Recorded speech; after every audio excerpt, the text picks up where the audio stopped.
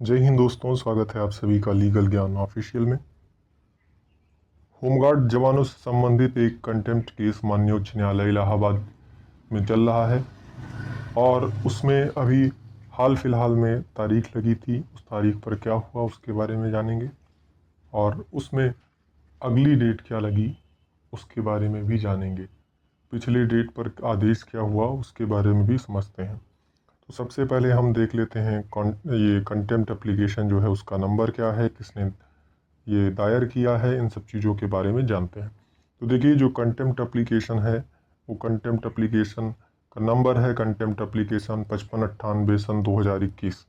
और इसमें जो अभी हियरिंग डेट लगी हुई थी वो लगा हुआ था 18/4/2024 को, कोड नंबर 51 में, और ये सीरियल नंबर 3061 पर लगा हुआ था। उसके बाद अगर हम बात करें याचिकाकर्ता की, तो इसमें जो याचिकाकर्ता हैं वो है रामनाथ गुप्ता जी, और उनके अधिवक्ता हैं श्री शैलेश वर्मा जी। रिस्पोंडेंट में इसमें है श्री राजेंद्र कुमार तिवारी जी। और अगर हम बात करें कि ये कंटेम्प्ट पिटीशन है क्यों दायर किया गया, ये केस क्यों किया गया, तो आपको ज्ञात होगा कि सन 2016 में आपके पक्ष में एक आदेश हुआ था रिट कोर्ट का, जिसमें कहा गया था कि आपको पुलिस कांस्टेबल के समान वेतन दिया जाए। उनका जो मूल वेतन है उस वेतन के बराबर आपको वेतन दिया जाए। और उसके बाद सरकार ने अपील किया था। अपील में भी सेम वही आपका जो प्रीवियस ऑर्डर था रिट कोर्ट का, वही ऑर्डर बरकरार रहा, यानी आपकी जीत हुई। उसके बाद स्टेट के द्वारा सुप्रीम कोर्ट जाया जाता है, वहाँ भी हाई कोर्ट के द्वारा जो रिट कोर्ट में ऑर्डर हुआ था उसी को बरकरार रखा जाता है। उसके बाद भी जो राज्य है, स्टेट है, वो उस आदेश का पालन नहीं करते हैं और उस उतना जितना रिट कोर्ट में ऑर्डर किया गया था कि किस हिसाब से आपको वेतन मिलना चाहिए, उस हिसाब से आपको वेतन ना देकर अभी आपका जो बेसिक वो है वेतन है वो 600 रुपये प्रतिदिन के हिसाब से दिया जा रहा है। इसके अलावा कुछ और भी भत्ता वगैरह या जो भी चीज़ें हैं 300 रुपया वो भी दिया जा रहा है। टोटल आपको 900 मिल रहा है, जबकि पुलिस कांस्टेबल का जो वेतन है वो आपको पता ही है कि इससे कहीं ज़्यादा है। तो उसी को लेकर ये कंटेम्प्ट पिटीशन फाइल किया गया था और इसके फाइनल होने से आपको उसका लाभ तो मिलेगा ही मिलेगा, आपका वेतन तो बढ़ेगा ही बढ़ेगा। साथ ही जिस डेट में 2016 में आपका आदेश हुआ था उस डेट से जोड़कर एरियर भी आपको मिलेगा।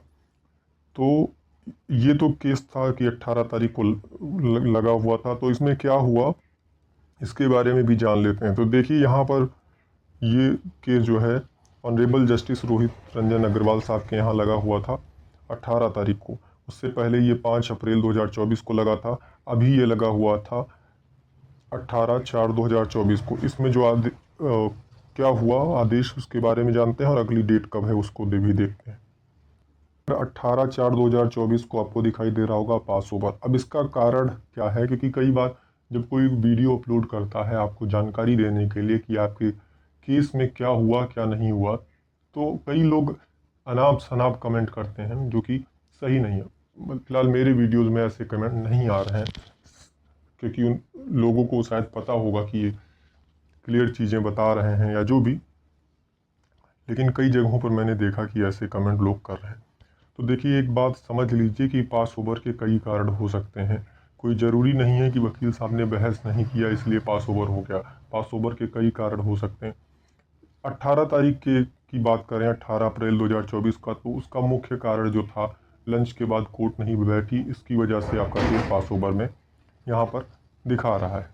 इसी तरह और भी कई दिन ऐसे हैं जिसमें कोर्ट ना बैठने की वजह से पास ओवर में दिखा रहा है। कई बार फ्रेश केसेस इतने ज़्यादा हो जाते हैं कि लिस्ट वाले केसेस टेकअप नहीं होते, तब भी पास ओवर में ही जाता है। तो कई कारण हैं, उनको आपको समझना चाहिए।